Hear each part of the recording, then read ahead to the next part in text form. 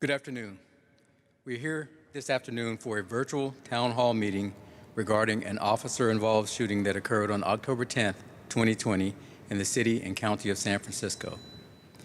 Before I move forward, I must say that sadly, this incident resulted in a tragic outcome, the loss of life of Mr. Cesar Antonio Vargas. Our deepest condolences go to Mr. Vargas's family and his friends for their loss. Next, I would like to announce to our viewing and listening audience that we have sign language interpretation services here this afternoon to assist persons who are deaf or hard of hearing. Also, this town hall is being translated in Spanish and Cantonese for members of the community who speak those languages. We also recognize the traumatic impact that officer-involved shootings have on members of communities at large.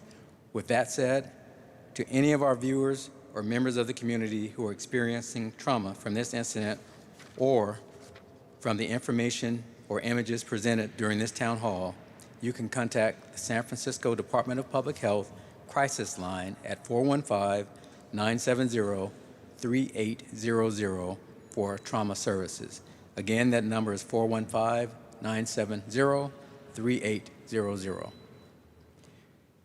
With that said, here's what we hope to accomplish today. First and foremost, this evening is about transparency. It is our intention to release the known facts involving the incident in a non-judgmental way. As we release the facts, I'd like to emphasize that this is an ongoing investigation, and as such, there are some facts that we cannot release today because we either do not have the answers at this point and/or the release of certain information is prohibited by law or could compromise the investigation. Next, there were body-worn camera footage that captured this incident. For those of you here tonight who may not be familiar with the San Francisco Police Department's body-worn camera policy, our Department General Order 10.11, it states the following in part. It is the goal of the San Francisco Police Department to release body-worn camera recordings to the greatest extent possible unless disclosure would A, endanger the safety of witnesses or another person involved in the investigation, B, jeopardize the successful completion of an investigation, or C, violate local and/or federal laws, including but not limited to the right of privacy. Those three standards determine whether it is appropriate to release body-worn camera footage. In this case, based on an assessment of those three standards, we have determined that it is appropriate to release body-worn camera footage on this incident, and we will release that footage this afternoon. I'd like to remind everyone that video evidence is only a portion of the evidence to consider when making both legal and administrative considerations on an officer-involved shooting. While video recordings obtained from body-worn cameras or any other recording device provide an objective record of the recorded event, it is understood that video recordings provide a limited perspective. In fact, there are many other factors to consider, including witness statements, physical evidence, forensic analysis, to name a few. We are releasing video evidence at this stage of the investigation for transparency and not in an effort to make final conclusions. Although transparency has been the mantra of our officer-involved shooting investigations for several years now, the level of transparency is consistent with the recently passed California transparency legislation, Senate Bill 1421. All of the information that we are releasing in this town hall, including the video footage, will be posted on the SFPD website at sanfranciscopolice.org and made available to the public. The San Francisco Police Department directives mandate that we release the name of the officer or officers involved in an officer-involved shooting within 10 days of the incident unless there are safety concerns. In this case, we have conducted a safety assessment and have not discovered any safety concerns. Therefore, the names of the officers will be released later in this presentation by Commander Robert O'Sullivan. Next, I would like to explain the investigative processes for officer-involved shootings in the city and county of San Francisco with the San Francisco Police Department. San Francisco has a multi-agency response to officer-involved shootings, and each agency's investigation is independent. First, immediately after an officer-involved shooting, representatives from the San Francisco Police Department Investigative Services Detail, the San Francisco Police Department Internal Affairs Detail, the District Attorney's Office Independent Investigations Bureau, also known as IIB, and the Department of Police Accountability are all notified. All agencies send the appropriate representatives to respond to the scene to conduct their independent investigations. As far as the investigations goes, there are 5 investigative processes. First, the SFPD Investigative Services Detail is the investigative unit responsible for investigating the underlying criminal activity that led up to the officer-involved shooting. In this case, the underlying criminal activity involved allegations of a carjacking with a deadly weapon, a knife, which you will hear about shortly. The second investigative process is the SFPD Internal Affairs Division. An Internal Affairs Division is responsible for conducting an investigation to determine if the involved officers met the standards and requirements of San Francisco Police Department policy. The Investigative Services Detail and Internal Affairs investigations run parallel, but each has a distinct focus, and each maintains an internal firewall to comply with legal standards and requirements. The third investigative process is that of the San Francisco District Attorney's Office Independent Investigations Bureau, or IIB. IIB is involved from the onset of the investigation to determine the legality of the officer-involved shooting. Based on their independent investigation and review, the District Attorney of the County of San Francisco will make the final decision as to whether the officer's actions comply with the laws of the state of California. The fourth investigative process is the investigation of the Department of Police Accountability. The DPA is mandated by Ballot Measure D, passed June in 2016, to investigate all San Francisco Police Department incidents in which an SFPD officer discharges a weapon within the course and scope of their duties, and that discharge results in injury to or death of the subject. The fifth investigative process is that of the medical examiner's office. The medical examiner has the responsibility of conducting an on-scene investigation as well as custody of and collection of evidence from the deceased person if an officer-involved shooting results in a fatality. The medical examiner also has the responsibility to conduct an autopsy to determine the cause of death and report those findings. As I stated at the beginning of this presentation, this incident sadly resulted in a loss of life. Hence, the San Francisco medical examiner responded to the scene and is currently conducting an independent investigation regarding the cause of death of Mr. Vargas. Now, Commander Robert O'Sullivan will discuss the facts of this incident, including the facts you will see shortly from video evidence. Following Commander O'Sullivan, we will have Captain Tim Falvey of our Southern District Station make comments about the community impact and community concerns, and then we will hear comments from the public. Thank you.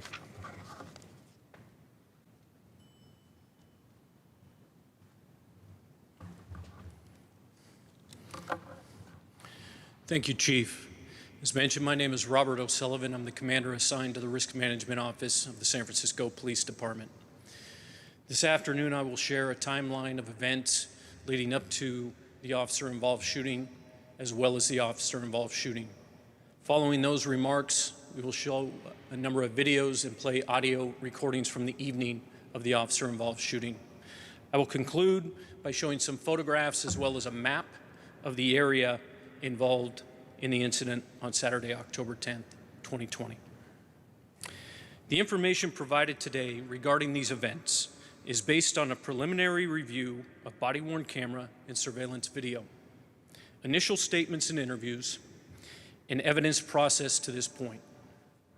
The officer-involved shooting that occurred on October 10th, 2020 was preceded by an incident in which the suspect committed a carjacking in the Southern Police District of San Francisco. The carjacking incident, the precise chronology of these events is currently under investigation. As the investigation unfolds, we will learn more information. The following is a summary of events as they are understood as of today, Monday, October 19th, 2020. On Saturday, October 10th, 2020, at approximately 11:25 p.m., witnesses standing in the area of the 1700 block of Market Street observed a male running west on Market Street to south on Valencia Street, where he stopped in the middle of the street. The male was wearing a gray hooded sweatshirt and dark pants. The male, later identified as Cesar Antonio Vargas, then walked north on Valencia Street towards Market Street and approached a vehicle which was stopped at a signal light in the center lane of northbound Valencia Street. Mr. Vargas approached the passenger side of the vehicle from the rear, opened the passenger side front door, immediately closed it, and walked to the sidewalk on the northeast corner of Market and Valencia Streets. Mr. Vargas then crossed from the northeast corner onto Market Street towards the westbound lanes of vehicular traffic and stopped in front of a dark-colored Toyota Prius. The Prius was traveling west on Market Street in the traffic lane closest to the center of the street. Per the driver of the vehicle, Mr. Vargas shouted something to the effect of, quote, "Kill me, bitch." Mr. Vargas leapt on the hood of the Prius and then jumped up and down on the hood, windshield, and roof. The Prius's windshield was shattered and caved in as a result of Mr. Vargas's actions. Glass from the windshield fell onto the victim as she sat in her vehicle. Fearing for her life, the victim opened the vehicle driver door in an attempt to escape from Mr. Vargas, at which time Mr. Vargas yelled, "Bitch, get out of the car. Bitch, get out of the car." Mr. Vargas then jumped from the roof, grabbed the victim, and held a knife to her face while she was seated in the vehicle. The victim told Mr. Vargas, "You can take whatever you want, just don't hurt me." Per the victim, Mr. Vargas replied something to the effect of, "I don't want anything," or "I don't need anything." The victim was pulled from her vehicle by Mr. Vargas, and the victim's necklace was ripped from her neck at this time and fell onto a raised traffic median. Once outside her vehicle, the victim raised her hands in front of herself at shoulder level and stated to Mr. Vargas, "Okay, okay, okay," as she backed away from him. Mr. Vargas entered the victim's vehicle, closed the driver door, and the vehicle moved a short distance. He then exited the vehicle, and it rolled unoccupied west on Market Street, eventually coming to a stop on the north sidewalk. After Mr. Vargas exited the victim's vehicle, a witness approached him and stated, "What the F do you think you are doing?" The witness observed Mr. Vargas was holding an object in his hand, which protruded 2 to 3 inches from both sides of his hand. Seeing that Mr. Vargas had exited her vehicle, the victim ran from the traffic median into the eastbound lanes of Market Street and screamed, "He's coming back, he's coming back." Mr. Vargas then ran east on Market Street towards Goff Street. The witness followed Mr. Vargas, placed a call to 911, and described him as a mixed-race male in his 20s, wearing thick glasses, a gray sweatshirt, dark jeans, and black shoes. Mr. Vargas continued on foot and approached the southwest corner of Market and Goff Streets, where a Muni bus was stopped facing east in a traffic lane near the center of the street. A silver BMW sedan was stopped parallel and to the rear of the front of the bus in the traffic lane closest to the curb. Mr. Vargas ran from behind the bus from the north side of Market Street and onto the bus stop platform between the 2 traffic lanes. Mr. Vargas then attempted to open one of the silver BMW sedan driver's side doors. The witness yelled to the driver of the sedan to keep driving. After the silver sedan left, Mr. Vargas stepped into the traffic lane closest to the curb, returned to the bus platform, and with his left hand shoved a disembarked bus passenger in his chest. Mr. Vargas was holding a knife in his right hand. Mr. Vargas approached the bus front passenger door, tapped on it,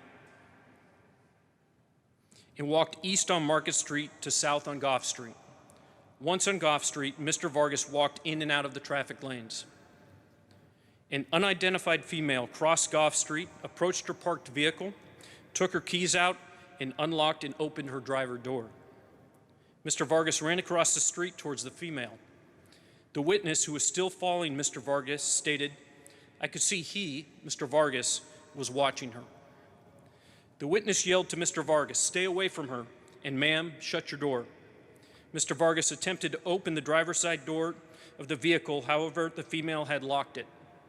Mr. Vargas continued to walk back and forth on Goff Street between Market and Otis Streets.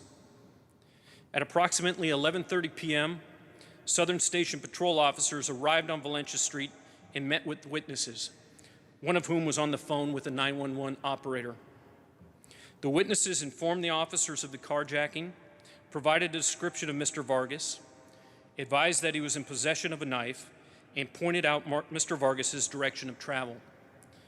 The witnesses also told the officers another witness was following Mr. Vargas. The officers drove east on Market Street to Goff Street, where they came into contact with the witness, who provided officers with a description of Mr. Vargas. Immediately thereafter, the officers observed Mr. Vargas run south on Goff Street to east on Colton Street. Officers activated their vehicle emergency lights and siren and informed dispatch they were in pursuit of Mr. Vargas while he continued to run. Mr. Vargas ran east on Goff Street to south on Brady Street. Video footage from a building on Brady Street shows Mr. Vargas in possession of a knife in his right hand. Mr. Vargas continued to run south on Brady Street on the west sidewalk to west on Otis Street, where he entered the street. The driver officer stopped the patrol car at the corner of Brady and Otis Streets, and both officers exited the vehicle and pursued Mr. Vargas west on Otis Street. Mr. Vargas then stopped. Officers stated the following to Mr. Vargas: "Get on the ground right now. Let me see your hands. What do you got? What do you got, man? Drop it, drop it. What do you have? Drop it. Get down on the ground. Hey, put the knife down. Get back, get back." Mr. Vargas, with his left hand, removed the hood of his sweatshirt from his head, took off his sunglasses, or his glasses rather, and threw them to the ground. Mr. Vargas took steps backwards and then sprinted towards one of the officers with the knife in his right hand. Mr. Vargas yelled, "Bitch, I'll kill ya," racial slur. While retreating from Mr. Vargas, officers discharged their firearms and Mr. Vargas fell to the ground. Officers immediately broadcast they had been involved in a shooting and requested medical assistance. Officers ordered Mr. Vargas several times to place his hands by his side, and he did not comply with their direction. Officers then formed a tactical plan to approach Mr. Vargas. Utilizing a ballistic shield, officers approached Mr. Vargas, handcuffed him, and initiated cardiopulmonary resuscitation, CPR. Additional information. It was determined that Mr. Vargas was struck by gunfire. Mr. Vargas was pronounced deceased at the scene by medical personnel. Evidence. Evidence was located at the carjacking and officer-involved shooting scenes. Evidence recovered included the victim's vehicle and necklace and Mr. Vargas's glasses and knife. Video. Video was recovered from multiple sources, including body-worn cameras and privately owned surveillance cameras. Additional video is being sought by investigators. Witnesses. Independent witnesses to the preliminary crimes were located and have been interviewed. The victim of the carjacking was also located and has been interviewed. Additional witnesses are being sought by investigators. The suspect has been identified as Cesar Antonio Vargas, the date of birth, March 26, 1999. Involved members. The members involved in this officer-involved shooting are Officer Kyle Roach and Officer Nicholas Delgado. In accordance with department policy, all members involved in an OIS are immediately placed on paid administrative leave. Additional investigations. The Independent Investigations Bureau, also known as IIB, of the San Francisco District Attorney's Office is conducting a criminal investigation of the officer-involved shooting. The San Francisco Police Department Investigative Services Detail is conducting an investigation of crimes ancillary to the officer-involved shooting. The SFPD and Department of Police Internal Affairs Division and Department of Police Accountability are conducting administrative investigations. The Office of the Medical Examiner is also conducting an investigation. Investigators are in the process of determining if any other related events occurred in this area prior to the officer-involved shooting. We will now show some video and listen to audio. I will read the follow prior to that presentation. You're about to see relevant video footage and learn about other evidence related to this case, so you can have a better understanding of what occurred based on what we know right now. We are still in the very early stages of an investigation that can take months to complete, and our understanding of the incident may change as additional evidence is collected and reviewed. We do not draw any conclusion as to whether the officers acted consistent with our policies and the law until all the facts are known and the investigation is complete. A word of caution. The images and information you are about to see and hear may be disturbing. When a police officer uses force to arrest a suspect or defend against attack, the images are graphic and may be difficult to watch. In addition, there may be strong language used by those in the video. Viewer discretion is advised, especially for young children and sensitive viewers. We encourage those in need of help to contact the San Francisco Department of Public Health Crisis Line at area code 415-970-3800.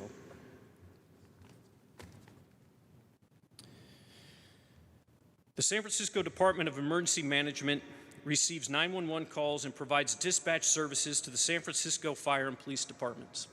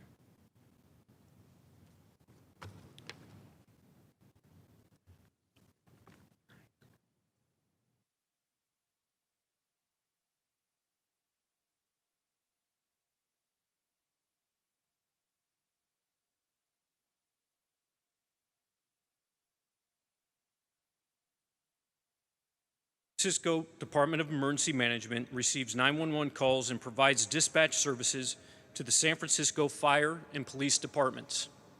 The following 4 recordings are 911 calls to the carjacking incident that occurred on Saturday, October 10th, 2020, on the 1700 block of Market Street. The following audio was received by the Department of Emergency Management at 11:25 p.m. Saturday, October San Francisco 911, back location. San Francisco 911, hello. 20. Yes, I'm here. Oh, do you hear me? What is the exact location of the emergency? We witnessed an assault of a young black teenager, I guess, or young man, and he's been opening cars and trying to steal them, and so he literally opened, let me look at her car, a Toyota Prius. If you want a license plate, I can give it to you. Okay, is this the mixed race male, thick glasses, gray sweatshirt, dark jeans, black shoes? Yeah, gray sweatshirt. He's actually still kind of roaming about. We took videos of it. He smashed in her windshield. She's crying. She's scared. He's approaching.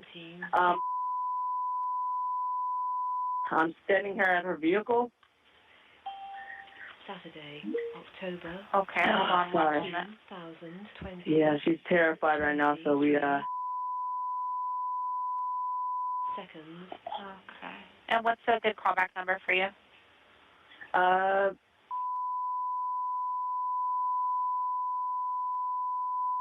My 20, cell phone number. One more time? 8 and 4. 4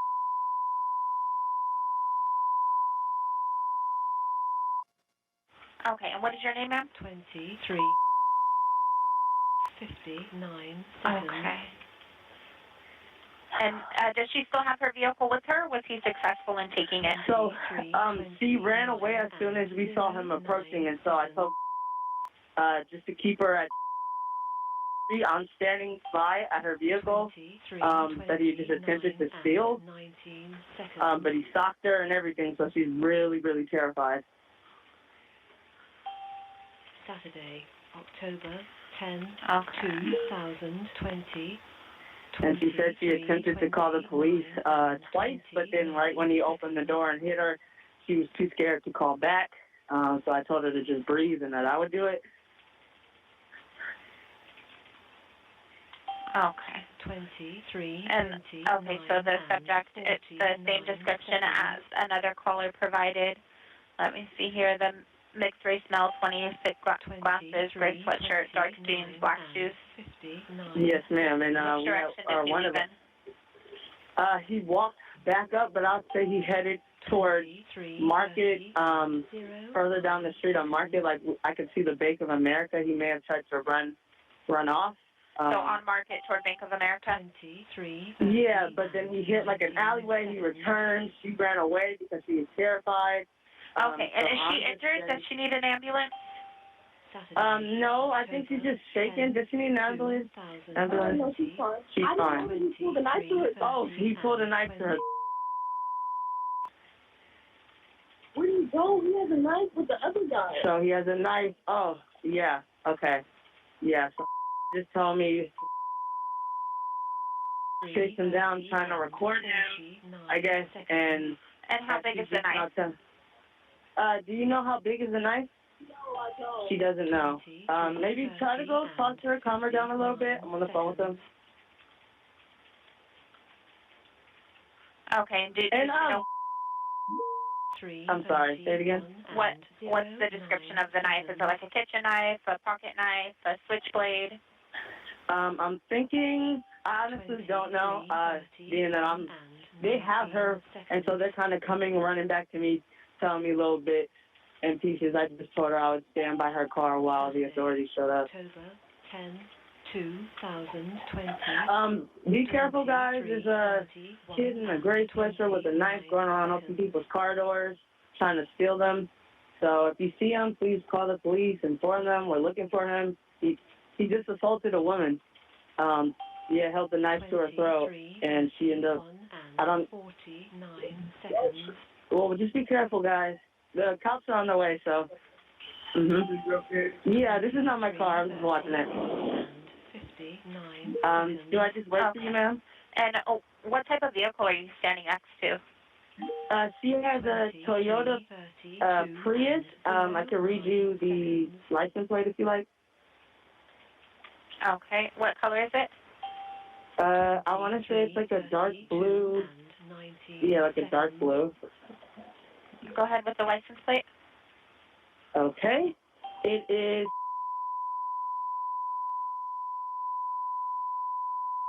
Oh, I see the cops just came.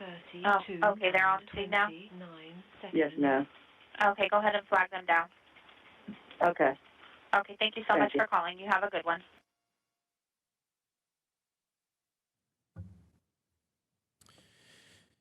The next audio is a 911 call received by the Department of Emergency Management at 11:28 p.m., placed by witness number 2. Okay. Bye-bye. Saturday, San Francisco 911, what's the exact location of the emergency? I seek to the transfer Valencia Street and Market Street for a car Yeah. chase. 3 seconds. Go ahead, sir. Yes, a violent carjacking. A guy's in a gray hoodie. You should probably send somebody as soon as possible. Okay, tell me the address one more time. It's Valencia Street and Market Street. And were you involved or did you see this? No. 23, 20. And what exactly happened? Start from the beginning. 3 seconds. A man walks up to a woman who was driving a car, started jumping up and down the car, 23, pulled a woman out of the car, dragged her out, got in the car, drove the car for a couple feet, and then the car stopped. He got out, the car kept rolling, and then is now walking around Market Street. I think somebody's following him. I assume they also called 911, but just want to let you know that we see him. Okay. And we just saw him commit the crime. Gotcha. We've already got officers on the way. I'm going to update them since you have eyes on him. Give me just a moment. Yep, we've got eyes on him. What does he look like? Is he black, white, Hispanic, or Asian? I can't tell. He looks like he might be black, wearing a gray hoodie. Gray hoodie. Does he have any Wearing weapons? black jeans. What's that? I'm wearing a gray hoodie with a hood on. Does he have any weapons? Unclear. Okay. Is he small, medium, or larger build? Small, medium, or large build. Hey, can you guys help me with some of these questions? Small, medium, or large build? The guy? Yeah. Medium build. Okay. Any specific descriptors you can tell me? Facial hair, anything like that? Any specific descriptors? No, we didn't see him that well, but he had a gray hoodie, like a dark mask, like wearing under his chin, black pants, and there's another guy that's been following him and also on the phone who I think is probably also talking to 911, like following him. Yeah, we've got another caller here. Which way is he going? Is he on foot? He's on foot. He's on foot. It looks like he might be going up Market and Hayes Street. He might be going up Hayes towards Octavia. Gotcha. 23, 30, and 23 seconds. Again, yeah, gray hoodie with the hood on. A light gray, very light gray hoodie. Okay. We've already got officers on the way to the area. Let me ask you this. The lady who was dragged out of the car, where is she at right now? I don't know where the lady is at, but she's by the on Market. Does she look injured? At least she was. Is she injured? I'm unclear. Okay. She got right out. The guy jumped on the front of her car, like he was like almost jumping on her windshield, and then he went to the door of her car, pulled it open, and then she got right out, and he got in, and it seemed like he was carjacking her, but for some reason, then he got back out of the car and just let it roll away, and like was kind of like chasing after her for a second, and then somebody else came out, and then he just left and was like trying to get away after that. It was really weird. He's like roaming around now. Now we have another caller advising that he's tried to get into another car. Do you see that? Unclear. He's going towards, it seems like somewhere around, he's going away from Valencia towards, we don't see him anymore, he's going towards maybe Goff and Hayes. Was he still on 8 last time you saw him? Last time we saw him, he was on Market and turned left on Hayes. It was maybe 3 minutes ago he turned up Hayes. On maybe Goff. Onto Goff. Yeah, okay. Okay, so northbound up on Goff. It'll be right there. Okay. Stop. What the fuck are you doing? What's wrong? Did you not hear that? What was your name, sir? Sorry, what? What was your name? 23. And your callback number? Yeah. Well, we see the police have just now arrived. Perfect. If they need to speak with you about what you saw, are you available? 3 seconds. Sure. Okay. Okay, I'll go ahead and put in here to have them call you if they need to speak with you, okay? Sure. All right, thank you so much. Saturday. The third 911 call placed by witness number 3 was received by the Department of Emergency Management at 11:30 p.m. San Francisco 911, what's the location of your emergency? Hello, the location is on Market and Valencia. Okay. I'm calling you because someone was almost stabbed. What happened, sir? Someone had a knife and wanted to stab someone, and the guy left already, but like... Okay. The one with the knife, can you describe that person to me? I cannot describe it to you. I'm calling for someone, actually. She's crying. Is it a male or a female? I guess it's a male, yeah. She said it's a man. He's a man. Okay, is he white, black, Hispanic, or Asian? Hold on a second. Did you see the guy? 23, 31, and How does 30 seconds. Black, white, Latino, whatever. Male. Caucasian, Saturday, mid-20s. Okay. Caucasian, mid-20s. He had a hoodie on. I think he had on a beaner. He has black hair. He has on black pants. Okay. Sir, what race is he? I believe he's either Caucasian or Mexican. I'm not sure. 23, 30, And he went on the... But I guess he was walking back towards here. I mean, he's walking around market, so like... What was he wearing? 23, 30, So what he was wearing? 10 seconds. I mean, like... What he was wearing? What was he wearing? What color clothing? Hey, the police is here. Oh, there's a cop by my gate. Okay, go ahead, plug down the officers. Go ahead, plug them down. Thank you. All right, take care. Bye-bye. Bye-bye. 23, Saturday. The fourth and final 911 call, placed by witness number 4, was received by the Department of Emergency Management at 11:30 p.m. There's no place around here. What's the exact location of the emergency? 20, Need an officer right now. Market and golf. Guy just attempted a carjacking, and I'm following him right now. What do you mean he attempted a carjacking? What exactly did he He do? jumped on the hood of a car, smashed in a sunroof, pulled the lady out of her car, threw her in the street, got in the car, tried to drive away. Car smashed into a building. 23. I'm following him right now, so get somebody out here fucking quick, please. Sir, I just need you to answer my question. Is he white, black, Latin, or Asian? He looks like he's a mix. He's got dreads, glasses, How old does he look? in his 20s. What color shirt or jacket is he wearing? He's wearing a gray sweatshirt. He's walking in the middle of the street, dark jeans, black shoes, thick glasses. Saturday, October 10, 2. Looks like he has his carrying a watch in his hand. 23, Sorry. 27. Okay, and do you see any weapons on him? Seconds. Pardon? Do you see any weapons on him? No. Okay, and what Yeah, we happens can to get the woman with the vehicle? Where is she? I don't know. I'm not with her. She's with other people right now. And are you on Market and Golf right now, or are you somewhere else? Yeah. Yes. Okay. Walking. Walking on Back Market and or forth, walking middle on of- Golf? 23, On Market. 28, and He runs, I run after him. Okay. Are you walking towards He's Octavia calling or towards somebody South right Van now. Ness? Toward Van Ness, but in circles, back and forth. Oh, he's pacing? 31 seconds.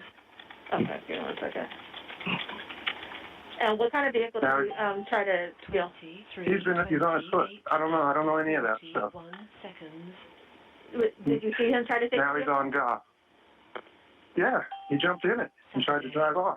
October Okay, and 2020. do you remember what kind of vehicle she had? Hey, stay away from her. Ma'am, shut your door. 1 seconds. Hello? Yeah. Do you remember what kind of vehicle she had? No, I don't. And why were you just yelling at him? Was he going back to her, or was it another vehicle? What was he doing? Another vehicle. Seconds. Okay. 1 second. We're on golf now. Heading toward Mission. 23, 29, and 21 seconds. And I have to advise you to stop following him, okay? Stop what? 23, To stop following him. and 30. What's her name? Okay. My name. And what's the phone number you're calling from?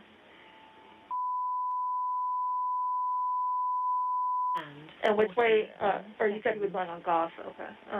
Yeah, he's on golf And heading toward can Mission. you speak with the officers when they get out there? Saturday, October Yeah. 10, 2020, 23, 20. Okay, they're on the way. 51 seconds. Is anyone injured? I don't know about the woman. Okay. Can you still see her from where you're at? Excuse me? Can you still see the woman from where you're at? 11 No. seconds. Oh, okay. We're like 2.5 blocks away. Do you know what block she was on? 30 and 20. She was on Market at the heading toward Castro Street. 23, 30 and 31 At the stoplight on Valencia. I think that's them. 23, No. What, the Yeah. police? and 41. Oh, or his ride. He's jumping in the car with his friends. What Missed kind of him. vehicle is he getting into? Saturday, October 10, Hello? Okay, maybe. Yeah, hold on. 23, 30 and Yeah, they're not. 1 They're second. playing a game. It looks like a little BMW. I can't see it from here. But he passed him by. 23, 30 Yeah, they're together by? then. 1 seconds. Yeah, that's why I think they're playing a game like they don't know each other and maybe they're trying to scope me out or something. I don't know. 23, 30, 1 and 21. Okay, I'm going to just stay on the line with you until the officers get there, okay? Yeah. 23, 30, 1 and And is he still walking on golf, or has he come back to Market? Yeah. No, he's still on golf. 23, 30, 1 and 41 seconds. Let me know if he starts walking any certain direction or if he gets into another vehicle. 2020, All right. 23, 30, 1 and 50. So he did not get in that car. He's just walking very slowly, very nonchalant, heading toward Market again. 23, 32 and 11 seconds.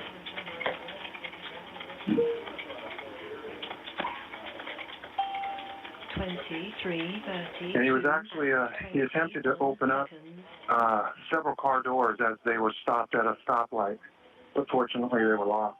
23, 32 and 31 seconds.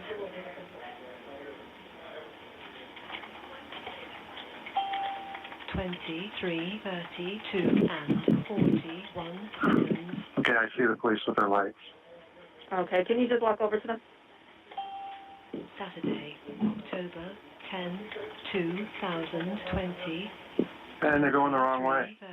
32 They're going to the car. 1 second. Okay, I think they Tell them they need to turn around. They might see him. Okay.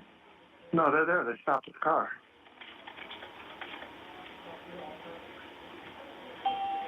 Twenty-three, 33. And the gentleman just saw the police, and what's he doing now? He's still walking around like nothing's going on. 23, 33 and 21 seconds. They're at golf. And they're definitely still going the wrong way? 23. Yeah, they look like they're parking. Yeah, they're going to park where the car is. Oh, wait, no, here they come. And where did he go? Shit. 23, There he goes. 33 and 41 seconds. Are they coming the right way now? Saturday, October. Right there on the opposite side of the street, gray sweatshirt. 20, 23, 33 All right, now they got him. 1 Okay. second. He's running. Okay, thank you very much. All right. Bye. The following is a recording of Department of Emergency Management communication with responding officers. The audio includes communication of officers in pursuit of Mr. Vargas, an officer's report that an officer-involved shooting occurred, and an officer's request that an ambulance respond to their location. Black pants. 3, 34 and Hispanic male, black sweatshirt, gray pants. Airport condition. 14 hour code 33, OIS, Otis and Goff. 14 hour code 33. 3, 35 and 0, 1 Good second. down, still giving a command. Otis and Goff in command. You cover code 3. 23, 35 and 11 seconds.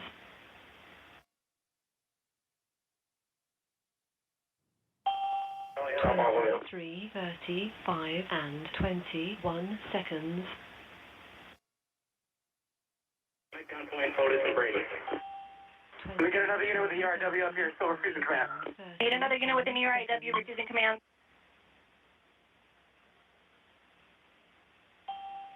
Saturday, October 10, 2020. 23. Prone out, he's not responsive. He's start 408. 10-4 starting 408. Subject still refusing commands, Romeo 408 and a supervisor. Refusing command, do you have a 410 with the medics? 23, 30, 6, and 0. Another unit right up there, let me get the car, a shield. We're going to need a render A, we need to take him to custody first. Need a vehicle and a shield, render 8. 3, 30, 6, and 11 seconds. Adam 118 on 97. Adam 118, 97. 23. 104, full unit call. 104 as well. 21 seconds.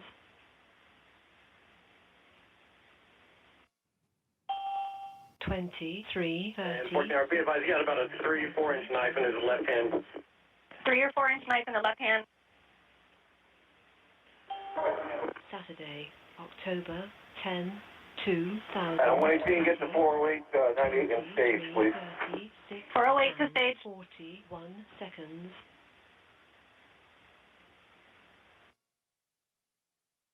Edward 201, go ahead.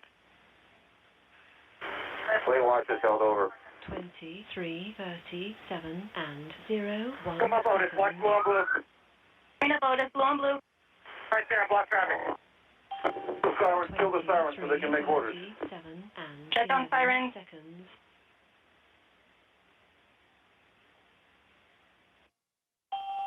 Twenty-three, 37, and 21 seconds.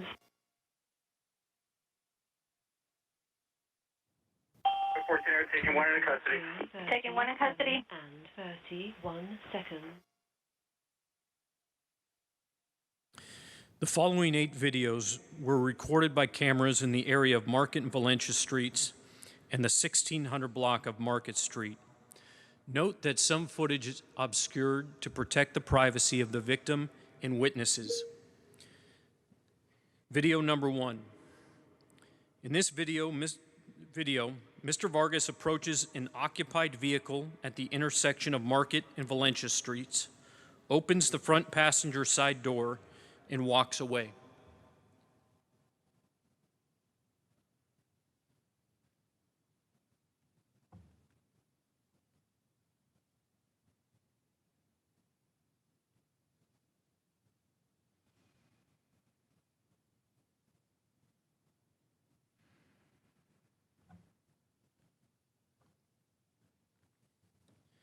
Video number 2.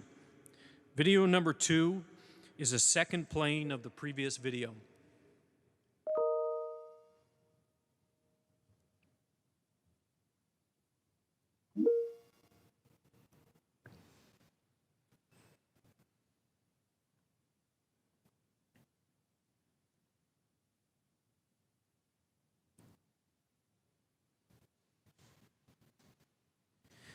Video 3.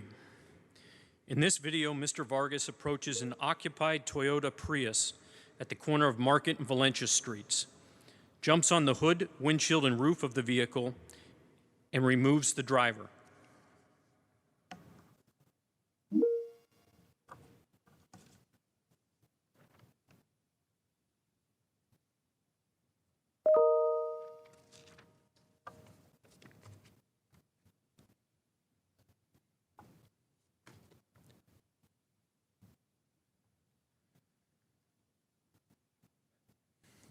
Video 4. This is a second plane of the previous video.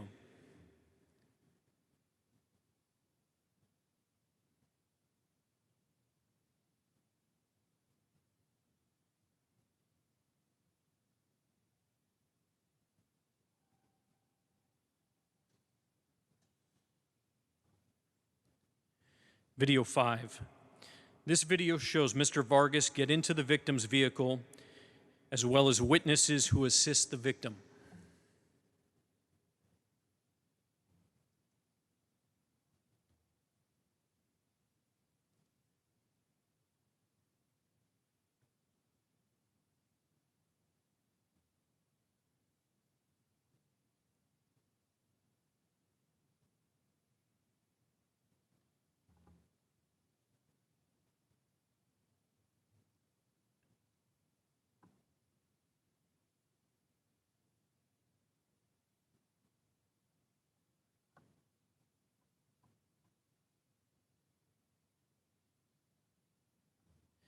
Video 6.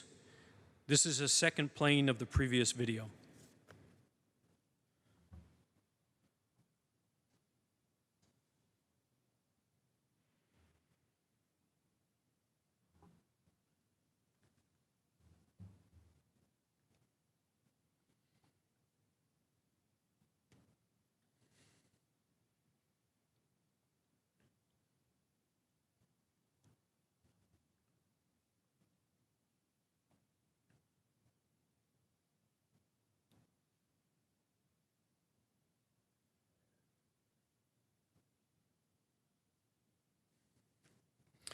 The following video is from a camera located on the 1600 block of Market Street.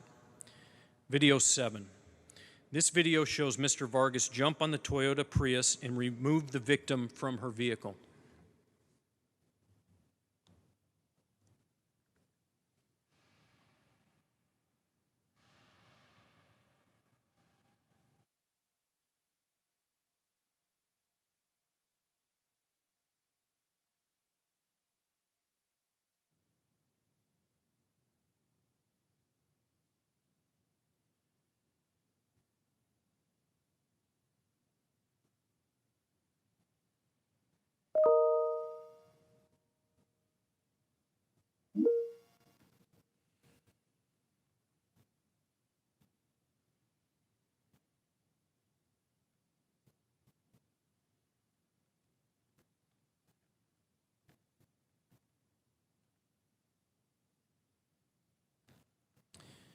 Video 8.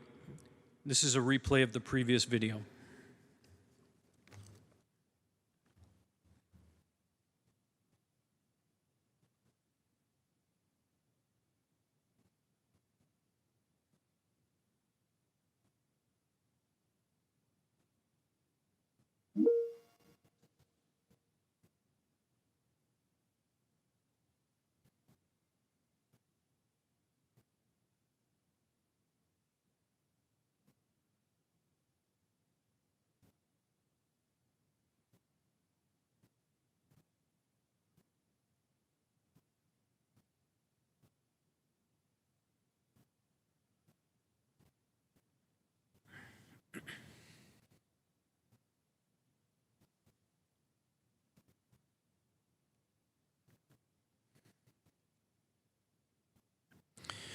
The next 4 videos were taken from a Muni bus in the area of Market and Goff Streets.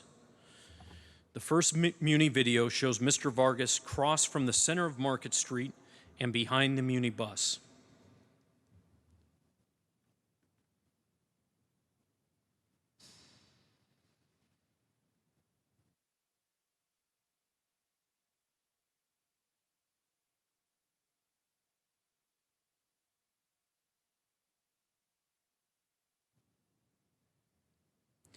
The next video shows Mr. Vargas approach a stopped silver BMW sedan, attempt to open one of the sedan vehicle doors, and then push a bus passenger in the chest.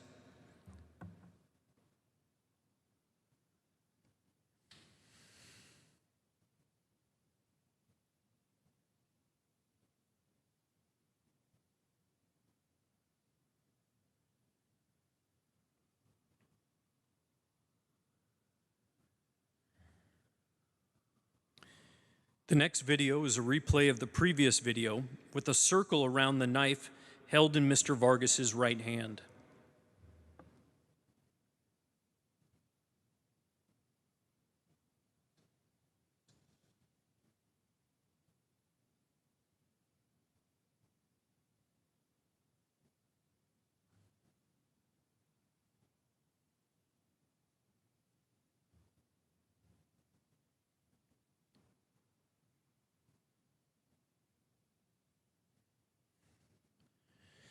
The fourth and final Muni video shows Mr. Vargas approach the front passenger doors of the bus, tap on the doors, and walk away towards Goff Street.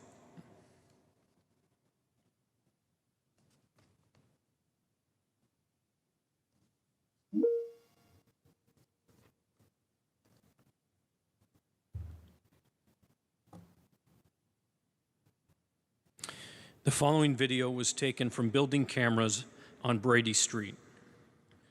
This video shows officers in pursuit of Mr. Vargas, who is running on the west sidewalk of Brady Street.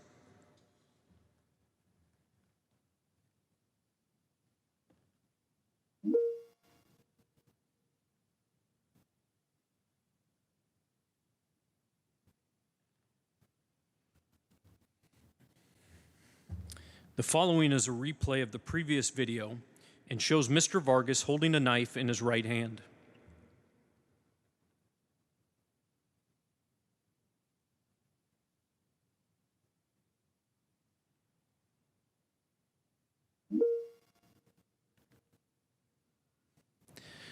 The following video also shows Mr. Brady running on the west side of Brady Street. The video is in color.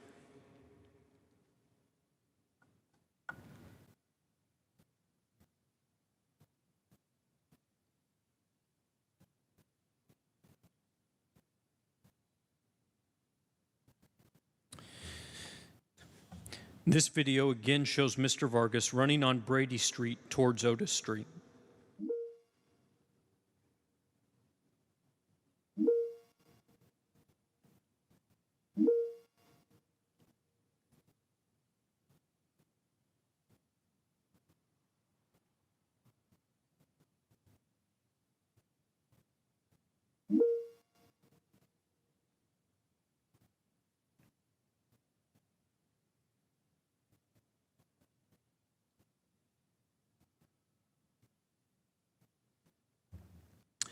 The next video shows Mr. Vargas running on the west sidewalk on Brady Street to Otis Street. Officers exit their patrol vehicle at the intersection of Otis and Brady Streets, give Mr. Vargas commands, and the officer-involved shooting occurs. There is audio with this video.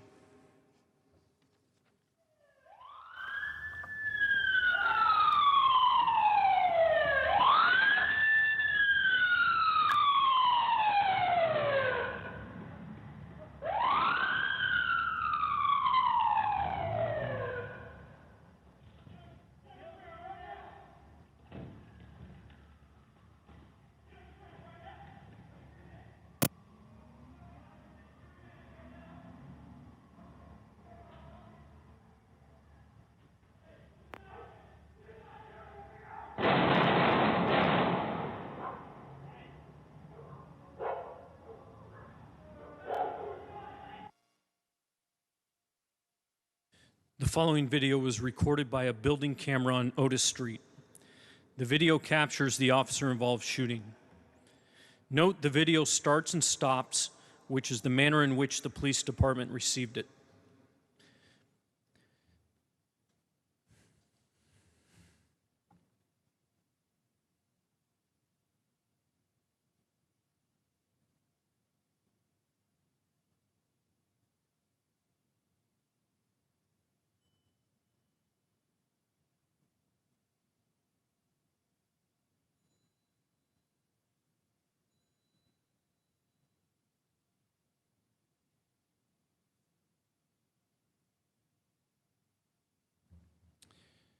This video is the second playing of the previous video.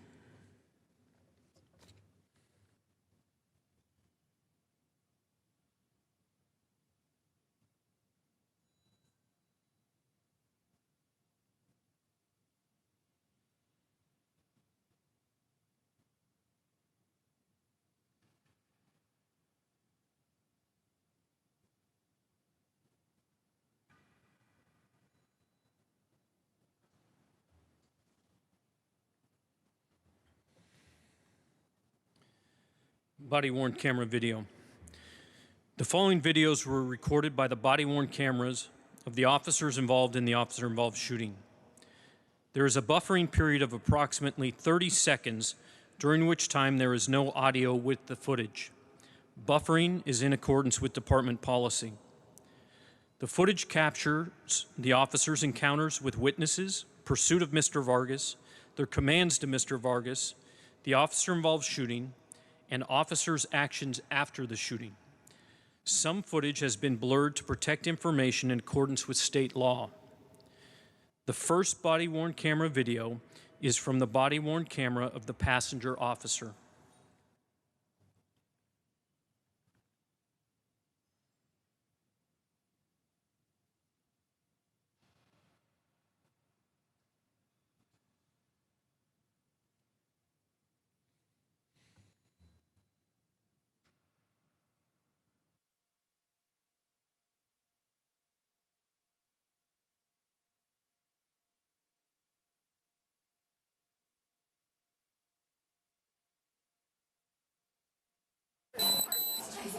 Okay.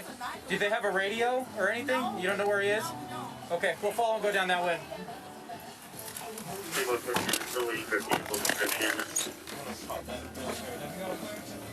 I copy. We made the 909 as the travel lodge. Suspects heading eastbound on Market Street. We still don't have eyes on him.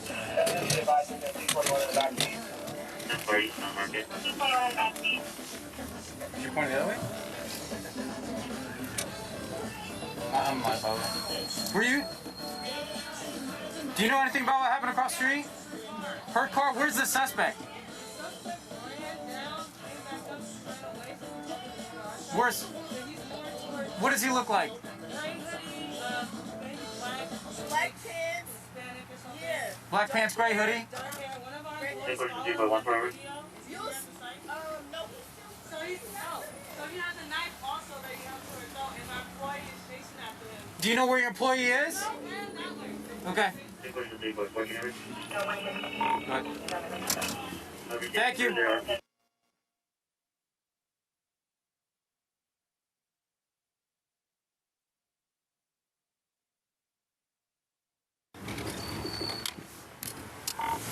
I copy. Where's he at? Okay.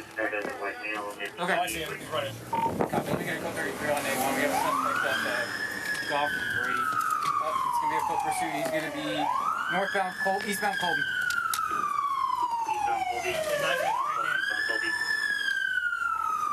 A Hispanic male, gray sweatshirt, black pants.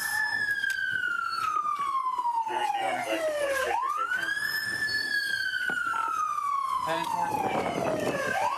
Where'd he go? There he goes. Otis? Going towards the house. Yeah, okay. Be careful. I think he has that knife in his I right think he dropped it. So Otis and Brady.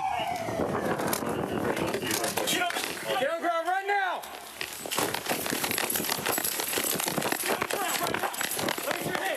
What do you got? What do you got, man? Hey, drop it! Drop it! What do you have? Drop it! Get down on the ground. Hey, put the knife down! Get back! Get back!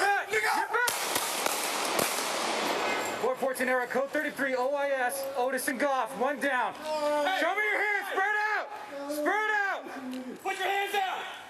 Suspect down, still giving him commands. Let me see your hands! I need cover code 3. I can't see where he's got it. I don't either. Spread out your hands, man. We're gonna help you, but I need you to spread out your hands. I need you to spread out your hands, all right?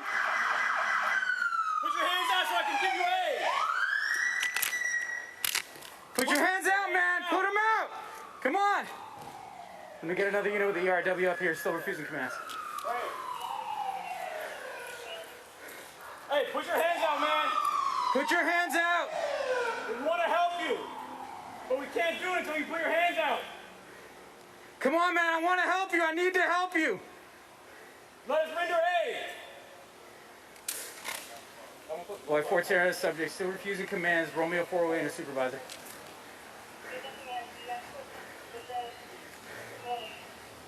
All right. Put Another your hands unit out. right up there. Let me get the car, a shield.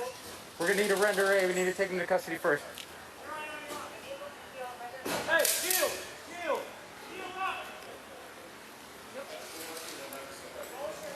All right, move that way. Hey, put your hands out. Where's my shield? Hold on, Kyle. Hey, We still don't know where that knife is. Show us your hands. Hey, you guys have a shield?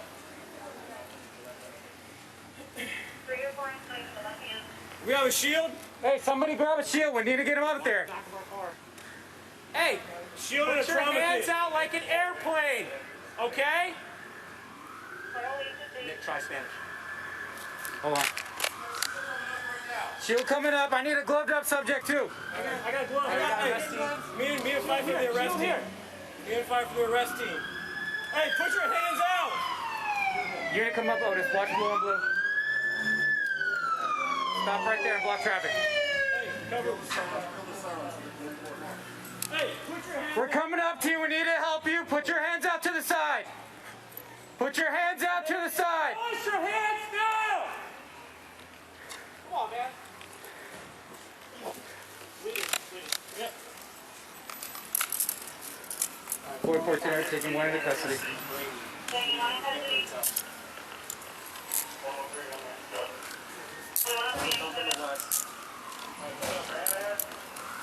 Hey, roll him over. What do we need? All right, check his pulse.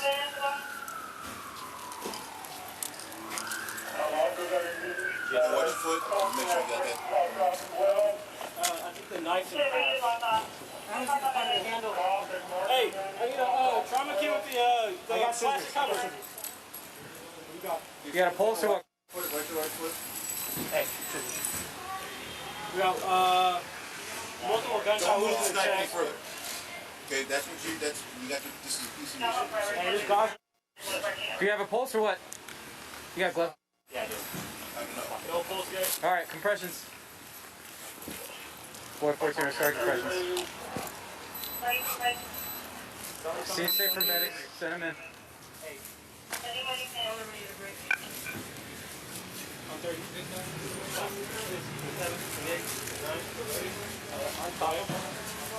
No, it's alright, it's cuffed, it's okay.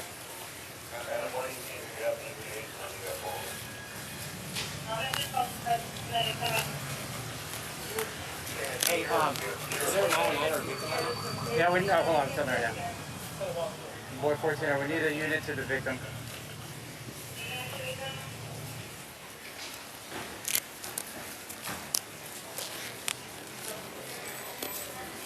Got anything yet?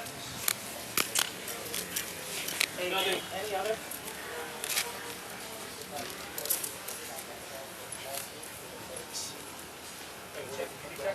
And boy 14, where are those medics?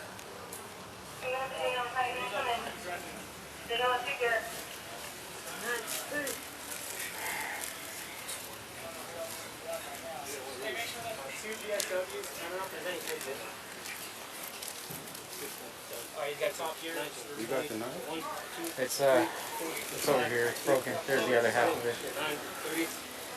Knives in half. All right, no, we got it. Just. Hey, who picked up the knife? No, it's behind you. Watch out. Just watch your foot. Just it. And boy 14, there's a unit walking around with a shield. You just set up crime scene tape. Thanks, Sarge.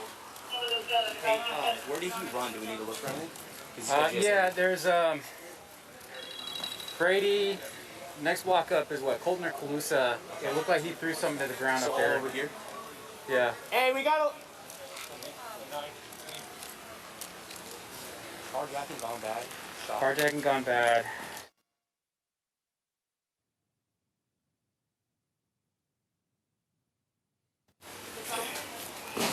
Copy. Did we get a unit to the victim? No other suspects or anything? There's the only one they called out. You alright? You good? Yeah. Where's your car? Alright. Thank you. Hey, Tina, make sure he's the only suspect.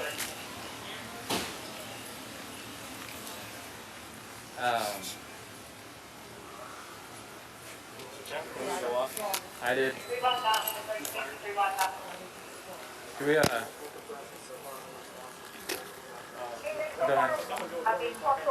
You know, I got you. The next video is a replay of the passenger officer's body-worn camera video. It has been stopped to highlight a knife in Mr. Vargas's right hand and slowed to highlight Mr. Vargas throwing his glasses and statement to the officers. Get on ground right now!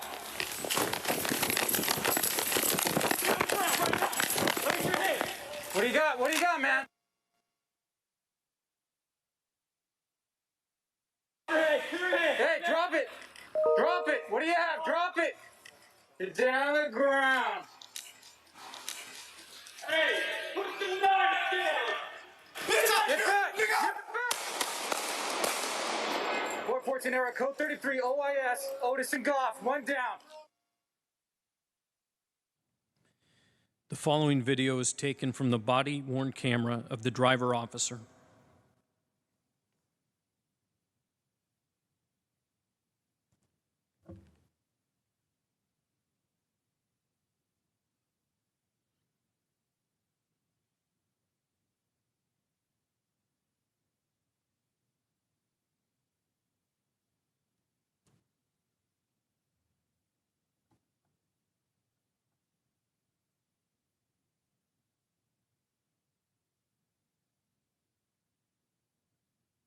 What happened across the street? Her car, where's the suspect? Where's... What does he look like?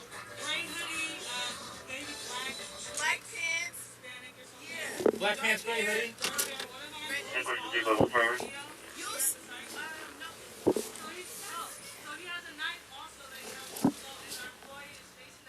Do you know where your employee is?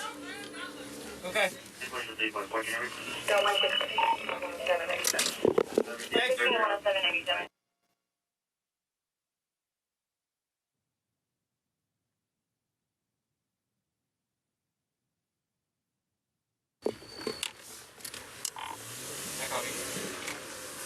Another caller regarding where's he at? White male. Okay. Oh, I see him. He's running. Copy. Let me get a code 33 on name. We got something like that. Golf is great. It's going to be a full pursuit. He's going to be northbound, eastbound Colton. Eastbound Colton. Yeah, the knife in his right hand. A Hispanic male, gray sweatshirt, black pants. Hispanic male, black sweatshirt. John, 13 Edward, 20 on 1. Otis? Going towards Otis, yeah. Let me get on there. Alright. Be careful. I think he has that knife in his right hand. John, 13 Edward, 20 on 1. Otis and Brady. Hi. Otis and Brady. Get on the ground right now! Get on the ground right now! Let me see your head! Drop your head! Clear your hands right now! Drop it! Hey, put the knife down! Put the knife down! Put the...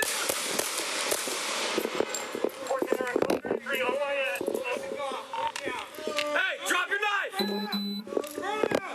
Put your hands out! Still giving a command. Let me see your hands! Command. Cover code 3. I can't see where he's got it. Spread out your hands, man. Put your hands out! Spread out your hands. I need to spread out your hands, all right? Put your hands out so I can give you aid! Put your hands out! Come out! Come on! We get another unit with the URW up here, still receiving command. Right here. Get another unit with the URW receiving command. Hey, put your hands out, man! Put your hands out! We want to help you, but we can't do it until you put your hands out. Come on, man, I want to help you. I need to help you. Let us render aid. I'm gonna put gloves on. They still refusing commands. Romeo 408 and supervisor. Refusing commands. You have to push him with the medic. Put your hands out. Let me get the car, shield. We're gonna need to render aid. We need to take him to custody first. Hey, shield! Shield! Hey, step in front.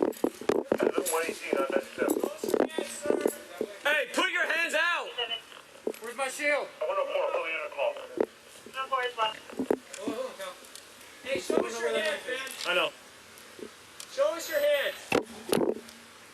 And 14, I'll be advised, he got about a 3-4 inch knife in his left hand. 3 or 4 inch knife in the left hand. We have a shield? Hey, somebody grab a shield. We need to get him up there. Hey. A shield and a trauma kit. Sound like an airplane. Okay?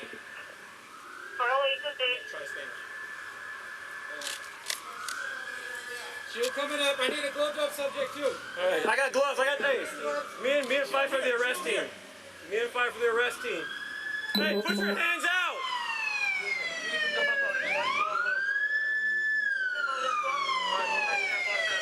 Hey, cover. Hey, put your hands out! I didn't go around that side. Put your hands out! Push your hands now! Come on, man. Yep.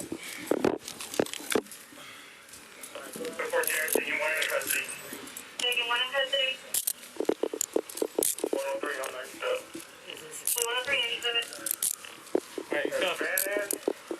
And I think I need to do your phone call.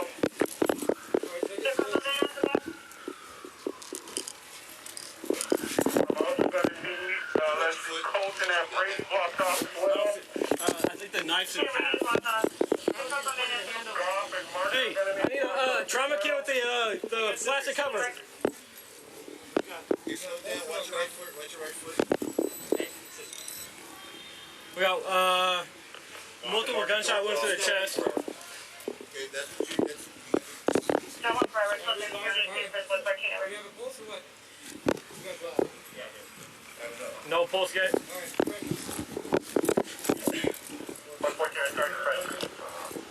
Ready for break. Setting medic now. All over need a break. 30, 5, 6, 7, 28, 29, 30. Go ahead. Madam 118, you have EPA, from you up forward. Message goes to medic, can I? You're for the medic. 7, 28, 29, 30. Cut it while I'm doing it. 114, we need a unit to the victim. Taking it to the victim.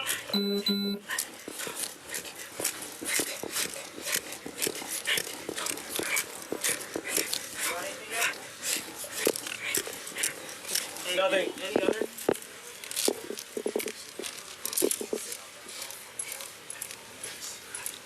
Hey, check. GB check for exit. 114, where those medics? We need to include some dressings. They're not secure. 9, 30. Alright, 2 GSWs. I don't know if there's any exit. Alright, he's got top gear. 19, 20, 1, 2, 3, 4, 5, 6, 7, 8, 9, 30. Knife and a half. Yeah. It's right here. Nothing. 114, you can walk around the shield you set up crime scene safe. 8, 9. You with a shield at the crime scene station.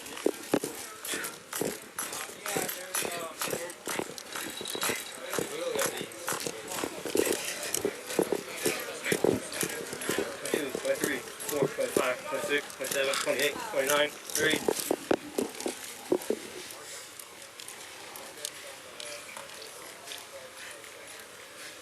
ETA on Barley, end of 36, that's 3 blocked out.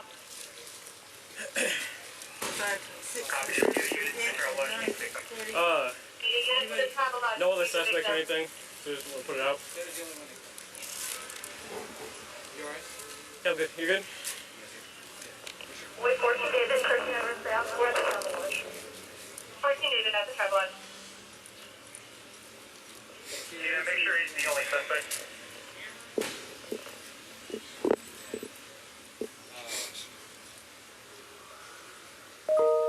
When we go off. 3 blocked out, end of 36 and 3 blocked out.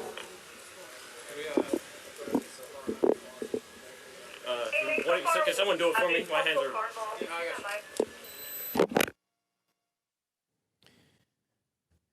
This video is the last that will be presented today.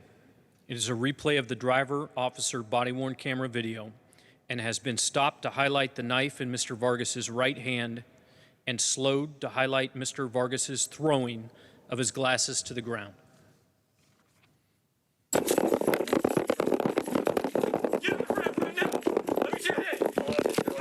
Drop your head! Clear your hands right now!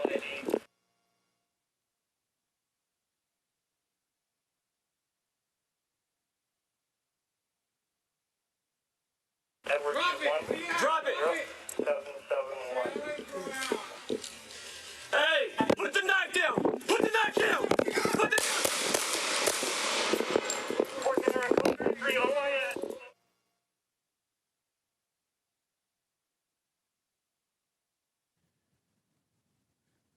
We will now show a map of the incidents known to have occurred on Saturday, October the 10th, 2020, as well as a number of photographs. This map shows the 5 events known to have occurred on Saturday, October the 10th. Incident number 1 occurred northbound of Valencia Street at Market. Incident number 2 was the violent carjacking with a weapon of the victim vehicle on the 1700 block of Market Street. Incident number 3 is Mr. Vargas's attempt to open the door of a silver BMW sedan Incident number 4 involves the Muni bus. Incident number 5 is Mr. Vargas's attempt to open the door of an unidentified vehicle.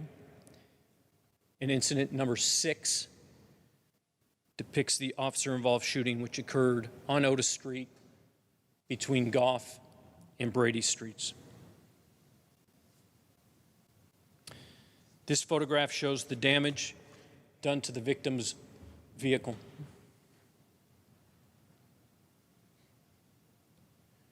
This is a photograph taken at the scene and shows the victim's necklace, which had been ripped from her neck. This is a second photograph of the victim's necklace. This image shows Mr. Vargas's eyeglasses. This is a second and close-up photograph of Mr. Vargas's eyeglasses, which were recovered from Otis Street. This image depicts the knife held by Mr. Vargas and was taken on Otis Street. Notice that the handle is broken from the rest of the knife. This image shows the knife as well as the handle, which had been broken from the blade area. This is a third photograph of Mr. Vargas's knife.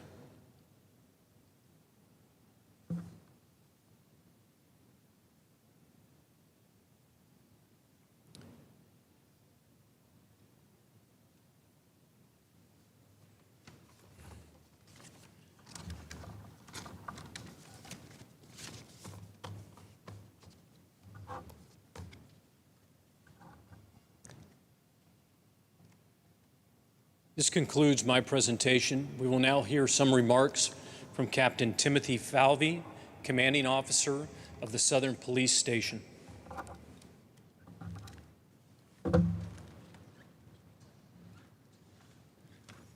Good evening. I'm Tim Falvey. I'm the captain of Southern Police Station, the district of occurrence for this officer-involved shooting. Immediately after the officer-involved shooting, we began increasing patrols in the area, doing passing calls to address any public safety concerns that the neighbors and residents have in that area. On October 14th of 2020, I met with the Southern Station Community Police Advisory Board, and I shared with them that information about this officer-involved shooting that was publicly available. These representatives are able to bring this back to the different groups they represent and present this information in an effort to boost our transparency with the community. Additionally, on Wednesday, October 21st, 2020, at 6 p.m., I will be holding a virtual community station monthly meeting. This is a regularly scheduled meeting at Southern Station. The topics for this meeting are going to be the use of force policy of the Police Department for San Francisco, and we're going to cover the officer-involved shooting investigative protocols. If you would like to receive an RSVP for this meeting, you can email community@sfsafe.org, or you can send an email to SFPD Southern Station @sfgov.org. You can also ask to be put on a mailing list for our newsletter. So if you're interested in hearing more about the process and procedures, I will have that Wednesday night. Chief?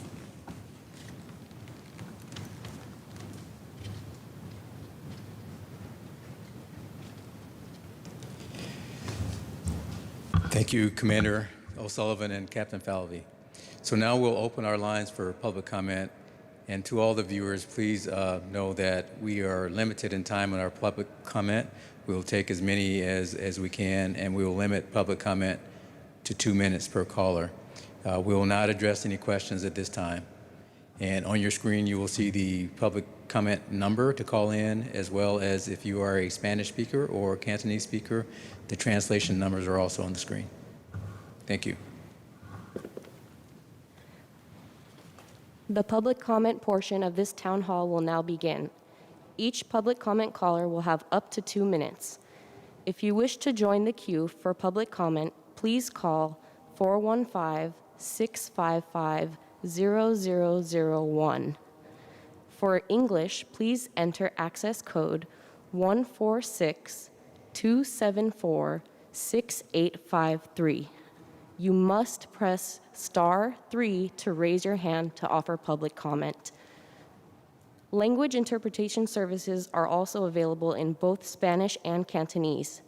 For Spanish interpretation, please enter access code 146-560-6185.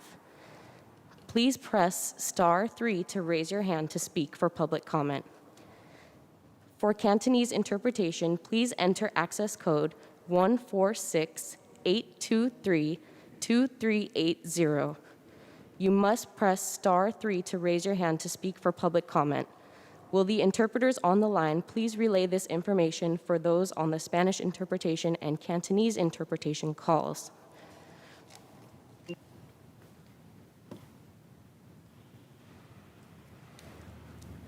Moderators, are there any Spanish-speaking callers in the public comment queue at this time?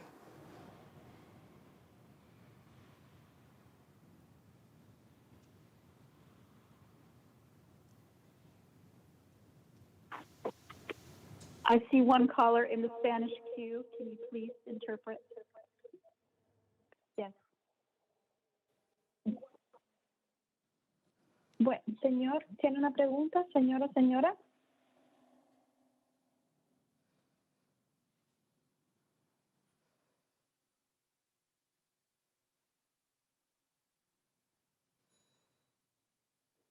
Es el momento de hacer el comentario público en español. ¿Alguien tiene alguna pregunta?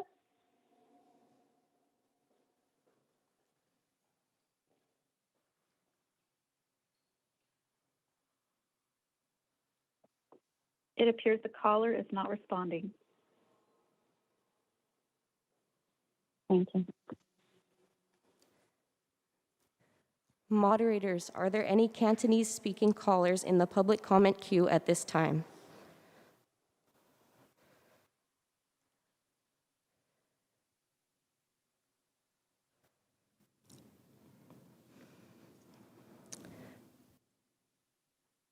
Moderators, are there any English-speaking callers in the public comment queue at this time? If so, please let them through on the line and they will have 2 minutes to speak. Are there any English-speaking callers in the public comment Hello? queue at this time? If so, please let them through on the line and they will have 2 minutes to speak. Hello? Hello, your 2 minutes begins now. Hello? Hi, I wanted to just call in and make sure that I got my voice across. I just wanted to let everyone know after seeing the footage, it's really scary to know that there's people that's out there that could possibly do something like this. And I want to thank the SFPD for supporting our community and for keeping us safe. I mean, I can never imagine what it would be like to have someone run at you with a knife. And it's very scary, and everybody else is going to try and place judgment and say that it's a racial issue, when really this isn't a racial issue. This is a clear thing. Scary, and everybody else is going to try and place judgment and say that it's a racial issue, when really this isn't a racial issue. This is a clear thing. They're cutting me off. Scary, and everybody else is going to try and place judgment and say that it's a racial issue, when really this isn't a racial issue. This is a clear thing.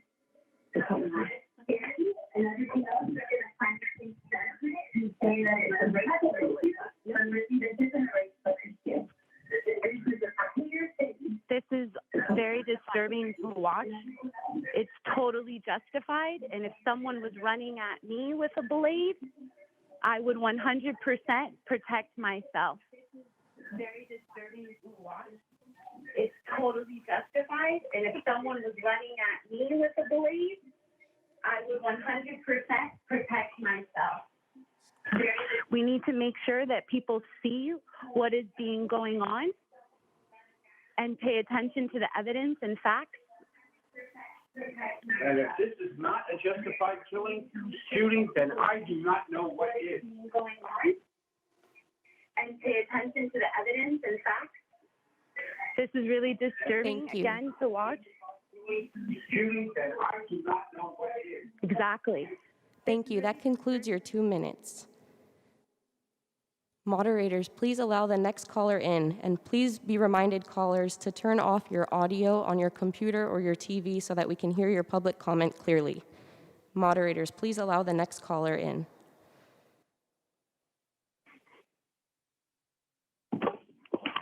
Hello? Hello, your 2 minutes begins now. My name is Adriana Camarena. I am with Justice for Luis.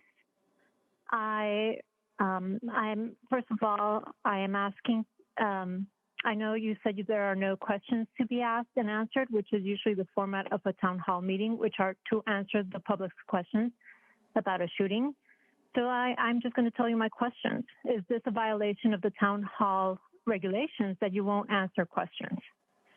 My main question, however, is that it's very clear from the videos and evidence presented that this person was in a mental health crisis. Yes, he had a knife. Yes, he apparently was trying to enter cars, but his behavior was very erratic. So since I believe the police is not in the business of just killing people, although that is apparently what you do when you confront any individual, a person of color, or any person, in fact, when you think there is some alarming behavior, I am wondering what of any of the reforms that you say you are attempting have you put into place to de-escalate a situation? What did the officers do to de-escalate a situation other than rush this individual? Were there any other situations in which a perimeter was created, in which some sort of containment was happening? Did these officers make a plan to de-escalate? Because I didn't see any. So please answer those questions. Thank you. Thank you. Please allow the next caller, moderator. Hi, my name is Angelina, and I live in District 11.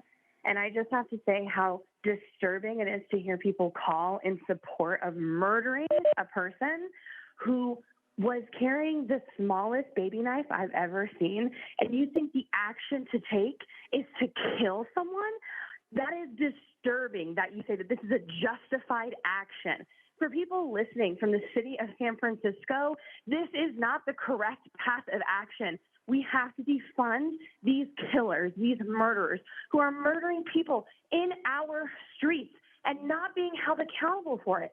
It is disgusting to hear someone say that this is a justifiable cause of murder. Are you actually insane? Were you watching the same footage that I was watching? To the chief of police, I cannot believe that you can stand idly by and co-sign these decisions made by the officers that you have trained yourself. This is not accurate training. This is not how anyone should be treated, to be murdered in the street and left there and be told commands, put your hands up, while you have been shot. Are you joking? I would love to see one of your officers act in the way in accordance to the police and not have any harm had to them, because I can guarantee you that you would kill them as easily as you would kill anybody else and leave them in the streets. That is inhumane. There is no justice given in this situation. All of you deserve to be fired with no benefits for the rest of your life. You deserve to go to sleep every single night and be haunted by the images of the people that you have murdered, and think to yourself, how can you live the life that you have chosen to live with the decisions you have chosen to commit, and sit there and stare at yourself and think that you're a good person deserving of any will? Are you fucking kidding me? And if you want to censor me for cussing, Thank then you. That censor concludes your yourself 2 for being minutes. alive and having committed the crime. Moderator, please allow the next caller in. Hello, I am a resident of District 11 and I work in District 4, and I would just like to, first of all, just reiterate the person, a couple of people ahead, the question of a town hall is about a conversation with the public, and I understand that we are now doing things differently because we're being safe because of COVID-19 and doing things virtually, that does not give you the right to rewrite the constitutions of this city and to rewrite the way that we do these processes of transparency. You don't just get to say that you're being transparent without following through all the way. That's really important. So this absolutely should have been a conversation, and it is absolutely should be followed up on the fact that you are not answering any questions at this time. That's the first thing. The second thing is that I just want to remind everyone listening today, we have been desensitized to an incredible rate to believing that police of this country get to decide who lives and dies on these streets without due process, without a trial, without a jury, without a judge. It is, I don't doubt that the people who were involved were scared and were nervous and maybe didn't know what to do. But here's the thing, it's your job. It is your job to keep people safe, not to kill them. It has been proven. You can't do that. You cannot keep people safe because at every turn, no matter for how many months, everyone has literally been screaming in the streets, asking, just begging police to stop killing people. That's it. That's literally it. That's the ask. That's the ask. Stop murdering people in the street. That's it. And you can't That even concludes do your that. 2 minutes. You have Thank you. proven Moderators, are there any Cantonese speaking callers in the queue at this time?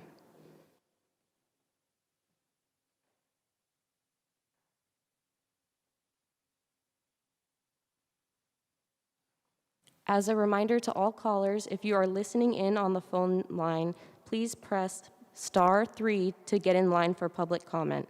Again, you must press *3 in order to speak for public comment.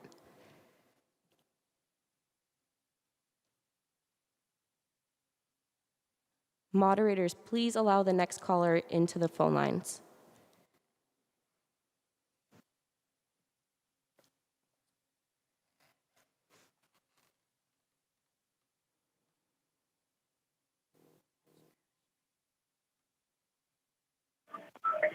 Hi there. I'm placing a phone call in order to speak up against SFPD.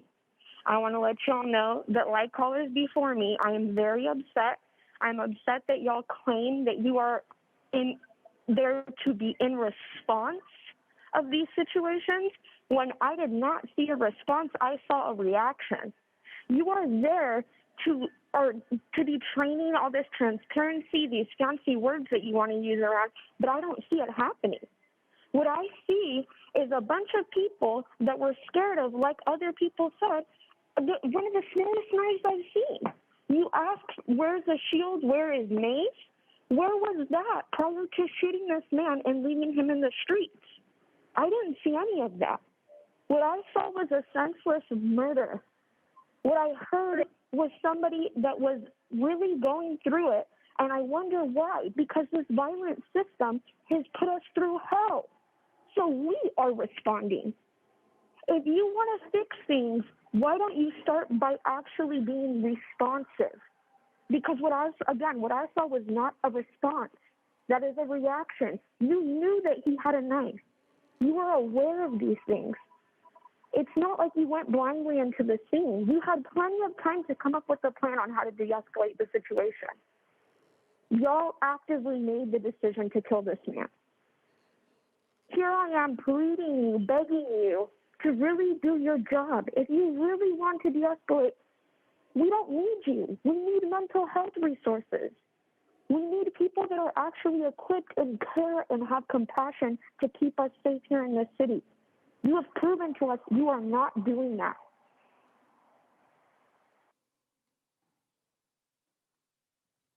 Thank you. Moderators, do we have any Spanish-speaking callers in the queue at this time?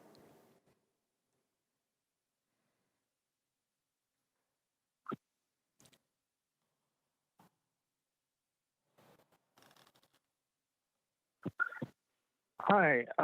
First off, let's remember that this is the police department's side of the story. We haven't heard Mr. Vargas's side of the story because he's dead, because the police killed him. Second, y'all have shields apparently. Imagine if he had run into a wall of shield. He might be alive today if he hadn't been killed. It's y'all's job to protect people's lives, even when they have a knife, even when they've allegedly carjacked someone. Shooting someone doesn't protect them. That's why this was a murder. Thank you. Thank you. Moderators, please allow the next caller in.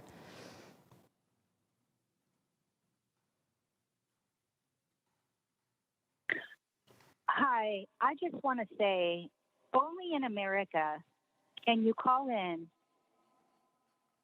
on a platform like this and complain about the police. If that was your mom, your dad, or your sister, or your brother, God forbid, that was being charged by somebody with a knife, your perspective would be different. We have laws, and this man made a lot of wrong decisions that night. Where is his accountability and his responsibility? You are not allowed to charge the police, and he made the decision to do that. I am sorry that he's dead, but the laws need to be followed in this country. And I just want to remind everybody to look at other countries when you guys are complaining about how we're supposed to protect criminals. When I go to San Francisco now and I see all of the people on the street using drugs and the way that city has been brought down, it makes me sick. What's happening to this country is a disgrace. And you know what? If you guys want to defund the police in San Francisco, go for it and then see what happens. That's all I have to say.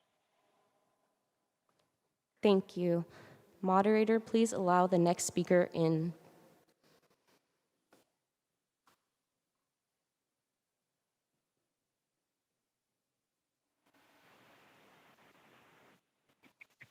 Hi, my name is Mimi Klausner, and I just want to say that watching the videos and listening to the 911 calls really point out to me the structural problems of having a police force with guns address problems like the one that happened on Market Street. Clearly, this person either had a drug situation going on or some sort of mental illness.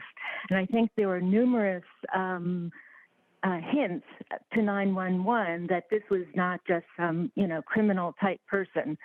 The fact that he was pacing about, the fact that he wasn't running away, the fact that he had jumped up and down on the car. So immediately 911 should have sent out a service that doesn't exist in the city because the police are taking up too much of the budget. The service should be mental health, emergency mental health people that would go and find the person and not yell at him, lie down on the floor, lie down, drop what you have. It's very aggressive speech. That is not going to help somebody on drugs or with mental illness. If somebody had approached him in a different way, I would suspect that he would be alive today. And so it's really a structural problem that we're seeing here. I do think that defunding the police and putting that money into mental health services and other types of services would keep us safer. There was nothing about this situation that kept us safe. The man involved was obviously not kept safe. The people were not kept safe. It's an illusion to think that the police provide safety to us. Moderators, please allow the next caller in.